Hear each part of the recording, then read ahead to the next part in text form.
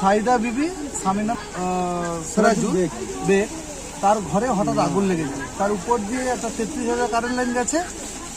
আবার এটা ছিল মানে এজবেস্টাসের চালা এবং খড়ের এবং মাটির টাটির দিয়ে তৈরি হয়।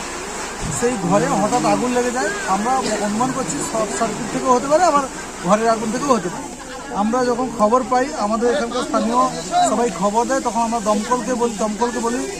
দমকলও এসছেন, রামনগর থানার ওসি সাহেবকেও আমরা জানাই এবং অন্যান্যদেরকেও জানাই, তারা সবাই এসছেন। পঞ্চায়েত থেকে আমাদের সদস্য প্রধান আলফাজুদ্দিন ও এসছে, সবাই এসে আমরা ওভার এখন কন্ট্রোলে করেছি।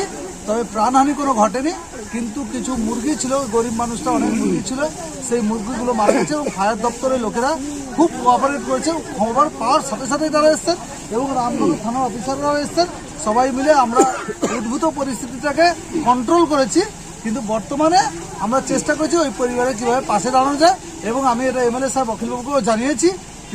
তিনিও আমাদেরকে প্রয়োজনে পরামর্শ দিয়েছেন। সাইদা বিবি যিনি অজ্ঞান হয়ে গেছেন, আমরা তাকে জলও ঢেলেছি মাথায় এবং রামনগর 2 স্বাস্থ্যকেন্দ্র, ব্লক স্বাস্থ্যকেন্দ্রে কিন্তু আমরা ওকে পাঠিয়েছি, লোকজন গাড়ি করে পাঠিয়েছি। ওখানে বিএমএস সাহেবের সাথে কথা হয়েছে। আমরা আমাদের তরফ থেকে সবচেয়ে সর্বোত্তম চেষ্টা করছি। আপনার নাম? আমার নাম অনুপ কুমার মাইতি। আমি প্রাক্তন প্রধান ছিলাম দেপালে, বর্তমান প্রধান অবশ্যই শ্রী মাইতি। আমি রামনগর 2 পঞ্চায়েত সমিতির সদস্য।